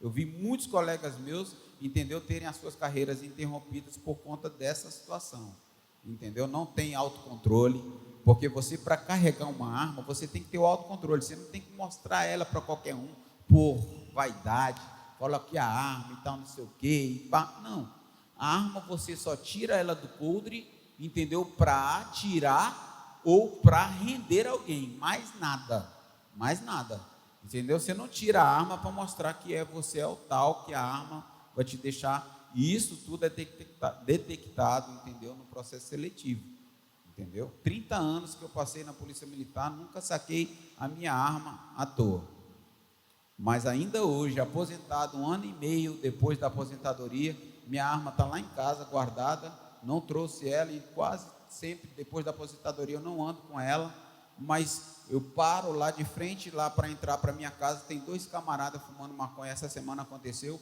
eu paro o carro e falo, aqui não é lugar de você fumar seu baseado não, bora, circulando. A autoridade policial, ela está aí dependente de eu estar com a minha arma na cintura. Acabou. Então isso Tião, já atirou não em se alguém? compra. Já atirou em alguém? Rapaz, eu tenho essa curiosidade. Eu ia fazer, mas ele já perguntou? Não, fica à vontade, Tião. Não, isso aí é o seguinte, já estive em muitas situações de tiroteio, já socorri colegas meus, parceiros, que morreram em serviço na situação de tiroteio, mas eu nunca precisei, o Espírito Santo nunca deixou que eu alvejasse alguém, ainda que eu estivesse preparado para tirar 5, 10 vidas, em detrimento de uma, entendeu, que de fato merecesse a ser socorrido no momento. Eu nunca, o Espírito Santo sempre soube disso, e eu também, que sempre fui bem preparado para, uma vez sacar minha arma, se precisar tirar a vida, eu tirava no cumprimento do dever legal, mas Deus nunca permitiu durante 30 anos, e os bandidos mais perigosos desta cidade, eu e minha equipe tiramos de circulação e colocamos no núcleo de custódia. É isso Parabéns, aí. Tião, Deus te abençoe. Eu ia trazer minha pistola de airsoft para ver se o Tião era bom de tiro mesmo. Porque ele fala que ele é bom de tiro, né? Sou mesmo. Ia trazer, mas esqueci. A correria do dia a dia, eu esqueci de trazer ela. Ué. Mas da próxima vez, na próxima oportunidade, nós faz o teste. Vamos lá. Pastor Eudes, qual a sua... Gente, já vamos quase encerrar já, viu? Eu acho que essa penúltima pergunta. Qual a sua visão sobre o trabalho dos jovens nestes 2 anos? Tem algo a dizer sobre os líderes? Sim. E logo o Tião depois vai falar também o que você acha dos nobres líderes também que estão te ajudando aí. O Tião, já falei isso para o Tião. Eu já estou aqui desde 2008. Cheguei em 2008. Já em 2010, eu já fui para 3º vice. Depois 2º vice, depois 1º. E até hoje a gente está aí. Mas eu sempre falei para o Tião, todo final do ano, na época de escolher a liderança, né, o meu voto sempre foi Tião. Eu gosto da forma que o Tião lida com vocês, né? Eu gosto da forma que ele lida. Meu voto sempre foi ele, meu voto. Algumas vezes foi voto vencido, que teve há uns 2 anos, mais ou menos por aí que foi outra liderança, mais ou menos por aí, foi voto vencido, mas se dependesse de mim, porque eu sempre achei que o Tião trabalha, quando eu falo Tião e companhia, e a prova maior é que nesses últimos 2 anos, falando literalmente, eu acho que vocês estão muito bem, vocês têm muita verdade, só não participa quem não quer nada, vocês têm muito trabalho, tem muito incentivo, é o PL, o GSE veio agregar um dinamismo, uma dinâmica tão bacana com vocês, que você não tem em outra igreja, não tem, então só não participa quem não quer. Então vocês estão de parabéns pela liderança que vocês têm, e o Tião está de parabéns juntamente com toda a liderança, viu? É a minha opinião. Tião. Bom, eu para falar dos meus líderes ali, vocês sabem bastante, eu não gosto, isso aí é demagogia demais, né, Patrícia? Você fala assim que gosta de orar, que tudo você faz na oração e tal. Não, mas eu oro mesmo, eu oro. E todas as vezes que veio no meu pensamento, porque todos os vices-líderes, aqueles vices, quando eu falo, só no entendimento da igreja, mas para nós aqui, para mim, todos nós somos líderes, temos o mesmo poder de decisão. Eu não mando mais e nem menos, eu não decido mais e nem menos que Gessé, Alessandro e Malu. Então, todas as vezes que eu pensei num nome, e o nome desses que eu acabei de falar, o Espírito Santo foi que falou, não foi eu. Foi o Espírito Santo. Tanto é que trouxe para os pastores esses nomes, né? Eu trouxe os nomes para os pastores e eles aprovaram de imediato. Teve uma resistência no Gessé lá no início e tal, por conta da forma dele, mas o Espírito Santo, como ele escolhe a pessoa, aí segue aqui os exemplos daquilo que o próprio pastor Eudes acabou de falar sobre o Gessé, entendeu? Daquilo que ele tem agregado para vocês aqui com o conhecimento dele, que é fantástico. O Gessé, cara, ele é top nas galáxias. A Alessandra até ficou meio timidazinha quando o nome dela surgiu, mas tem desenvolvido um trabalho maravilhoso. Malu dispensa comentário, entendeu? É uma intercessora fantástica, aquela ali é o sustento espiritual dessa liderança. Quando eu estou precisando de alguma coisa, Malu ora por mim. Malu, e é a Malu, entendeu? Sem falar da inteligência que ela tem, quando ela prepara um texto, quando ela manda uma mensagenzinha, leia e medite em tudo que ela fala, porque é de Deus. Então, vocês são maravilhosos, entendeu? Eu não vejo eu continuar na liderança escolhendo outros nomes, não que os demais não tenham, né, capacidade para estar, porque se eu e o Gessé, as meninas tiverem que ser substituídos nos próximos anos, eu tenho certeza que em oração o nome de um de vocês vai surgir e o trabalho vai ser, o nome do Senhor vai ser engrandecido também com isso.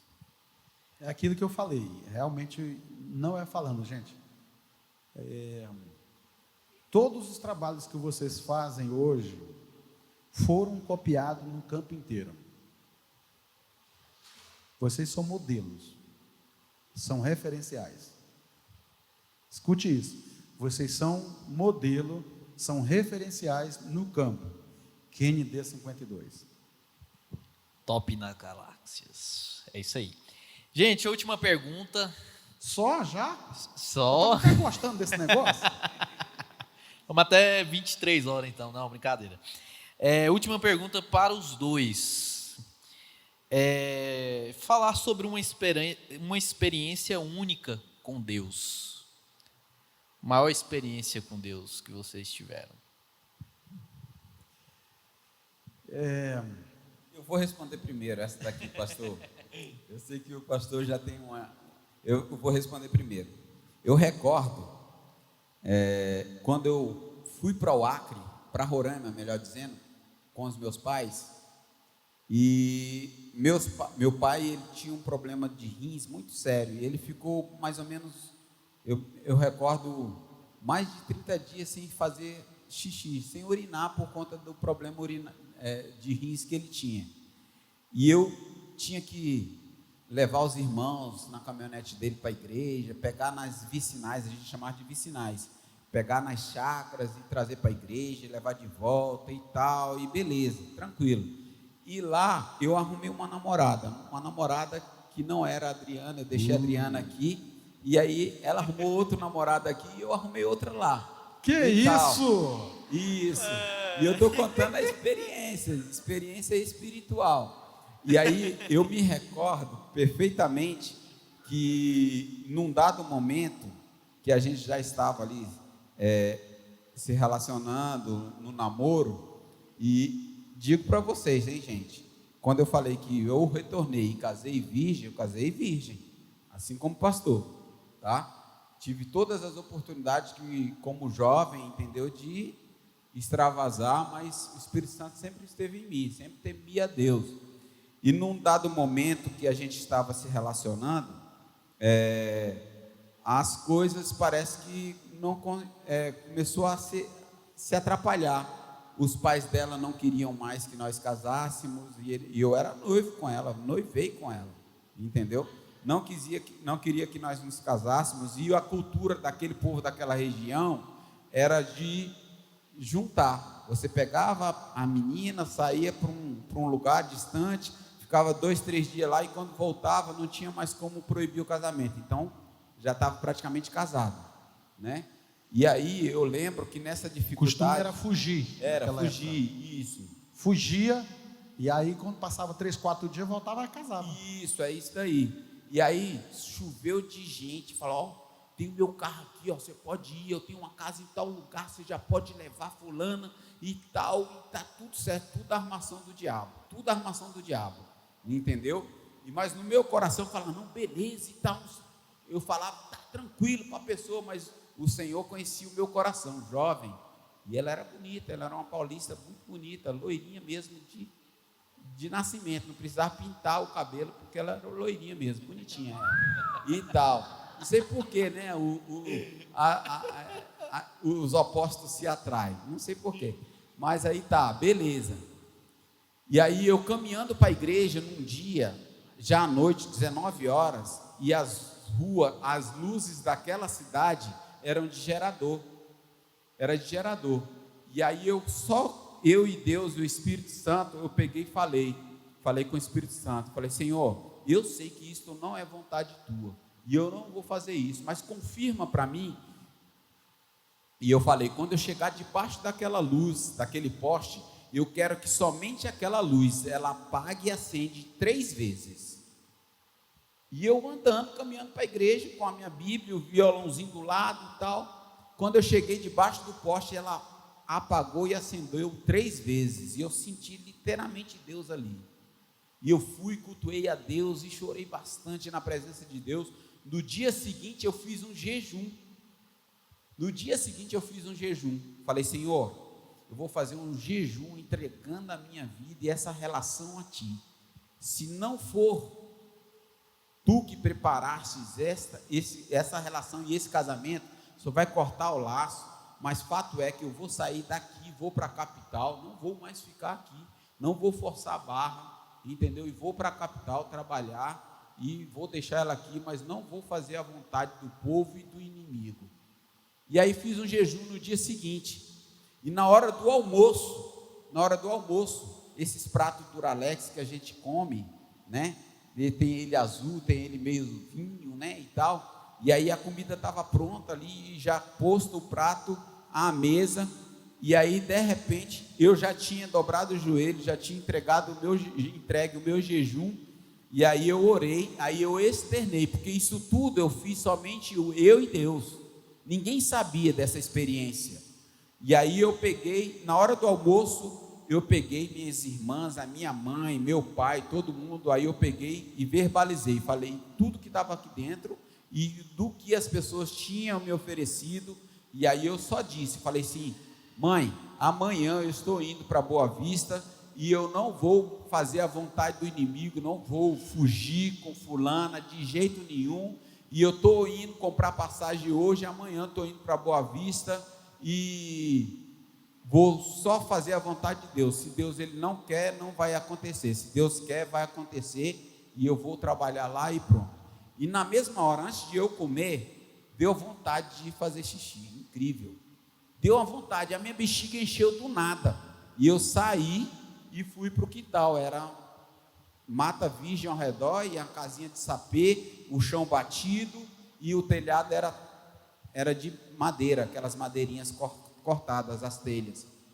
Quando eu voltei, estava minha mãe, minhas irmãs, tudo clamando o sangue de Jesus, e abismado com o acontecido. O diabo, por ter visto o laço dele quebrado na minha vida, ele explodiu o prato, a comida ficou do mesmo jeitinho, todos os elementos daquele almoço no mesmo lugar, os talheres, e o prato explodiu, que ficou os pedacinhos de vidro. O diabo ia explodir o prato no meu rosto por ter o laço dele quebrado. Então foi uma das maiores experiências que eu vivi, espiritualmente falando, e a partir disso, diabo para lá e Deus para cá, o tempo todo. Então foi a maior experiência vivida, espiritualmente falando. Amém. Pastor Eudes. Mijar, o homem faz é mijar. Falar inglês, pi. É brincadeira, te amo, meu amigão. Um pastor que passou por aqui, que foi o pastor Alberoni, ele dizia uma palavra, dizia assim: Toda hora a gente estava dizendo que está ouvindo a voz de Deus, está ouvindo a voz de Deus, com razão.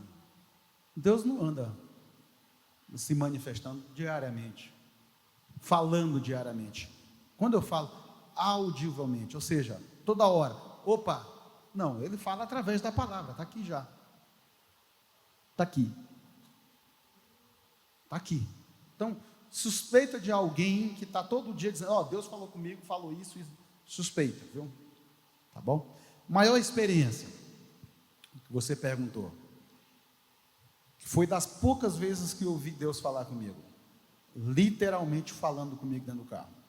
Minha luz estava cortada, minha água estava cortada, e eu vindo no Passatzinho 77 de Santa Maria, trabalhava nessa época na Real. Só tive um emprego só, irmãos, aqui em Brasília, é Real. E eu questionando Deus, falei, Deus, por que o ímpio é abençoado, por que fulano é abençoado, por que eu não sou? Eu estou dentro da casa do Senhor, sou obreiro da casa do Senhor, sou dizimista, estou fazendo a tua obra, etc, etc, por quê? E fui questionando, conversando com Deus dentro do carro. Eu tenho esse costume, quando eu entro dentro do carro falando com Deus, cantando, falando com Deus. Esse é meu jeito. E esse dia eu estava, eu não vou usar a palavra revoltado, mas eu tinha alguns questionamentos para Deus. E perguntando.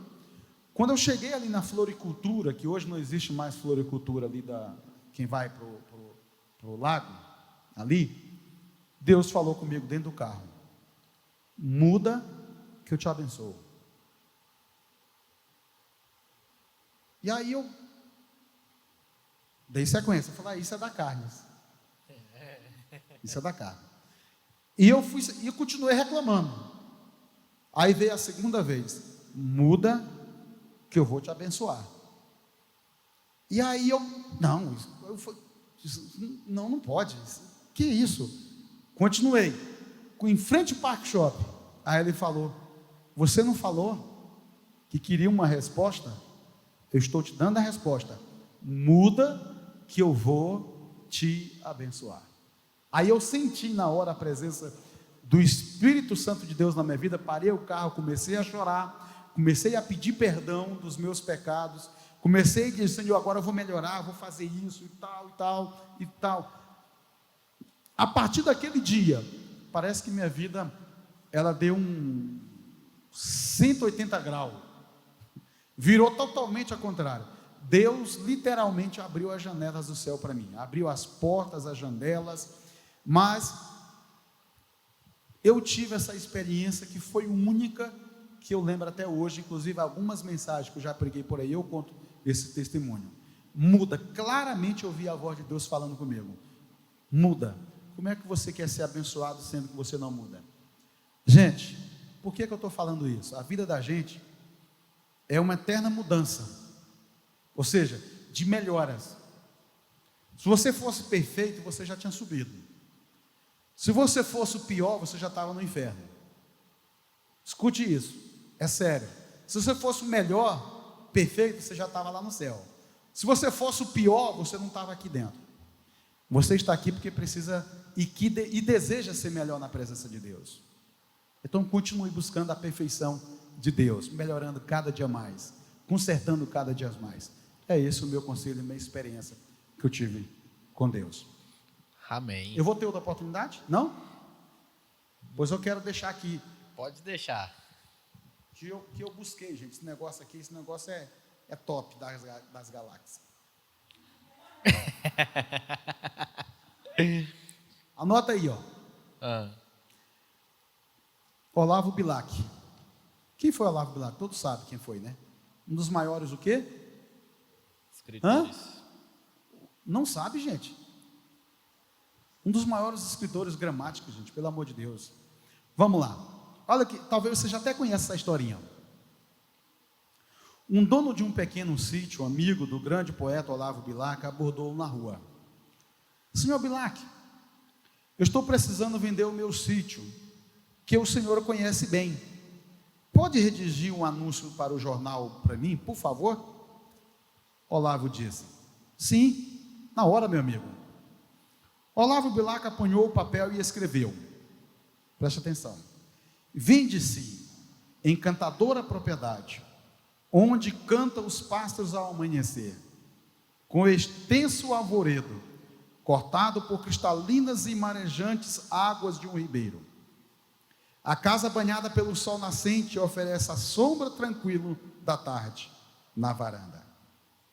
Pegou o papel, depois de muitos dias, entregou para o amigo que pediu para anunciar no jornal. Passando alguns meses, encontrou o amigo. E o amigo Olavo perguntou: vendeu o sítio? Aí o amigo respondeu: nem penso mais nisso. Uai, por quê? Quando li o seu anúncio, percebi a maravilha que eu tinha comigo. Muita gente, moral da história, só aprende a dar valor depois que perde.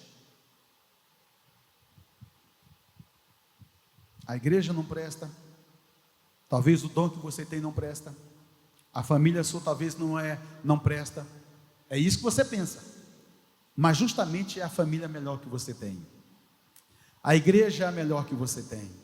O trabalho é o melhor que você tem. Foi o que Deus preparou para você naquele dia, naquela época, é o que você está vivendo. Será que é preciso alguém enviar o Olavo Bilac para poder esclarecer você? Então aprenda a valorizar aquilo que Deus te deu hoje, não amanhã, e nem o que passou, é o que é hoje. Porque depois que você vendeu, não tem como recomprar mais essa propriedade. Viu? Deus abençoe. Tião, sua última palavra aí para o pessoal. Com essas considerações do pastor aí, a gente fica até meio sem jeito, né? Por isso que ele é top das galáxias e tem o meu respeito, né? Mas, gente, concluindo, só para que vocês entendam, depois dessa negação que eu resolvi dizer não para o pecado e para as ações do diabo lá, eu retornei para Boa Vista, e aí lá mesmo em Boa Vista, eu estava numa oração, num grupo de irmãs, numa sala, né? Porque pouco tempo depois meus pais também vieram para Boa Vista, porque já estava designado para ir para o Acre, e numa sala, e eu com a aliança do lado do dedo direito, né, da mão direita, nós estávamos numa sala e uma irmã foi tomada em profecia, e na verdade não foi em profecia, Deus revelou para ela, falou assim: vem cá, estou vendo que você é noivo, né? Eu falei assim: a sua noiva quando sorri, ela faz um buraquinho assim no rosto, e ela tem um cabelo que bate abaixo da cintura e tal, falando da Adriana, né? Falando da Adriana, eu falei assim: não. Falei: então essa não é sua noiva, filho. Deus ele cortou um laço que o diabo tinha armado para você, e você sabe perfeitamente. Na mesma hora eu tirei a aliança, a noiva já estava mudando também para Manaus, eu passei em Manaus, terminei o noivado com ela, como um cristão tem que fazer. De lá peguei o avião, vim para Brasília, meu pai foi para o Acre, e aí retomei, quando meus olhos bateu na Adriana novamente, o dela nos meus, o amor veio novamente, e aí isso, eu cheguei em outubro de 88 aqui em Brasília. Quando foi em março de 90 eu já estava empregado na Polícia Militar, e aí em março de 91 a gente casou, e é só alegria. Esperar no Senhor Jesus sempre. Patrícia, Aline, vale a pena você ser fiel e ouvir a voz de Deus e as suas orientações e dizer não para o pecado. Não. É isso aí. Gente, uma salva de palmas para esses dois abençoados aí. Foi bênção, foi top nas galáxias, foi power, foi top. Gente, tem mais perguntas, mas o tempo, se deixar, vai até 11 horas e já ultrapassamos o horário. Não, graças a Deus não, porque do mesmo jeito que para vocês responderem, eu tenho que fazer, né? Aí fica difícil também para a gente, né? Mas Deus abençoe a vida de cada um que esteve presente, Deus abençoe aquele que vai assistir depois, né? No Instagram, no YouTube, seja onde for. E Deus abençoe. Vou passar agora para o Tião, né, fazer uma oração para a gente terminar e encerrar este OPL Talk Show. Deus abençoe a vida de cada um, gente. É o Gessé que é o condutor hoje aí. É o Gessé? Tudo é com ele agora. Me perdoe, então, Gessé. Tranquilo. É você. Demais. Gente, queria agradecer aqui ao pastor Eudes, Tião por ter se disposto, o Leandro. E isso aqui para mim foi uma pregação. Me constrangeu, falou bastante comigo. Um abraço que eu esqueci de fechar para quem está assistindo aí no YouTube. Estamos fechando. Muito obrigado por ter participado também. E aos demais, como eu falei, isso aqui foi uma pregação para mim. A gente acha que está acabado, mas quando vê as histórias dos dois, que comparado à nossa época, é totalmente diferente, e as situações que passaram são exemplos para nós. Eu falo, não é puxando o saco do Tião porque ele é líder, mas o Tião é um grande exemplo para mim. Hoje se tornou mais ainda. O pastor Eudes também, conhecendo mais de sua história.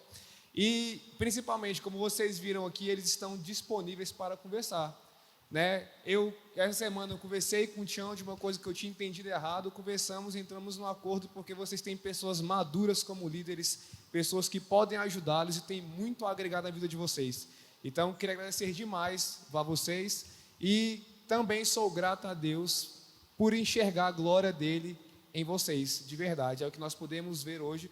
E com certeza, eu acho que não falo só por mim, mas pelos jovens, vocês são exemplos para a gente. Né? Para no meu caso, de pai de família, de um policial que eu pretendo ser, de empresário que eu sei que muitos querem ser também, e que Deus possa abençoá-los cada vez mais, porque nós estamos seguindo passos de pessoas como vocês, que são referência para nós. Então, vamos nos colocar de pé, estar orando, agradecendo a Deus, principalmente agradecendo a Deus por essa noite maravilhosa. Peço perdão ao horário, mas hoje, excepcionalmente, tivemos um evento muito bom e muito importante. Então, passamos 7 minutos, mas a oração vai ser rápida dessa vez e vai dar tudo certo, amém? Você que tem algum pedido, coloque diante de Deus também. E também estaremos orando pelas pessoas que precisam. Estejam aqui, galera, nos cultos de ensino às terças, às quintas-feiras, e principalmente nossas escolas dominicais estão sendo maravilhosas. Gente, está sendo muito bom.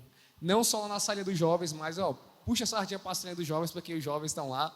Mas, por acaso, você não achou a salinha dos jovens, os ensinos aqui na igreja estão sendo muito bons. Minha mãe comentou da estudo de ontem sobre suicídio e falou que foi muito, muito bom. Tivemos um também sobre depressão, maravilhoso, né, aqui no templo. Então, gente, o melhor momento que nós temos é o momento de aprender a palavra de Deus. E às vezes nós negligenciamos isso. Como o pastor falou, nós somos referências porque ainda mantemos firmes isso aí. Desculpa, Alessandra, vamos orar agora. Senhor, em nome de Jesus, te agradecemos por tua graça e tua misericórdia, por tudo aquilo que o Senhor tem feito em nossas vidas. Te agradecemos por poder conhecer um pouco mais de nossos líderes, Pai, do Tião, do Eudes. E, Senhor, que história maravilhosa, onde podemos observar a Tua glória, a Tua graça, a Tua misericórdia na vida deles, Deus. Pai, abençoe cada vez mais a vida de cada um deles, suas famílias, seus sonhos, que eu sinto que tem muitos pela frente a serem realizados, Senhor. E que possamos estar sempre em união, Deus, sempre trabalhando em prol da Tua obra, Senhor. Que nós possamos aprender a, de fato, em meio às dificuldades, buscar a Ti, como foi falado aqui, Senhor. Que possamos dar valor à igreja que nós congregamos, como o pastor Eudes falou, Senhor. Que nós possamos estar amadurecendo na Tua palavra e na Tua caminhada, Pai. Te agradecemos porque o Senhor tem feito maravilhas em nossos meios, Deus, nos jovens, Senhor, com a liderança, nessa igreja e no nosso campo, Senhor. Nós somos gratos por isso. E que Deus possamos estar crescendo sempre mais em unidade, em comunhão, no Teu Espírito e aquilo que tem para nós, Deus.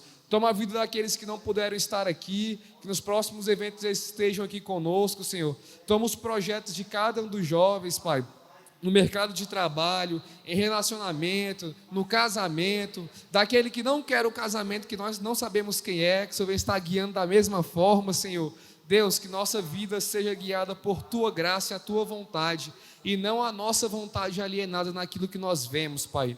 Te agradecemos por tudo e leva-nos em paz para casa, Deus, em nome de Jesus, Pai. Amém. O grande amor do nosso Senhor Jesus Cristo, a graça, a comunhão, as boas consolações de vida e Espírito Santo, seja com todo o povo de Deus, não só hoje, mas para todo sempre.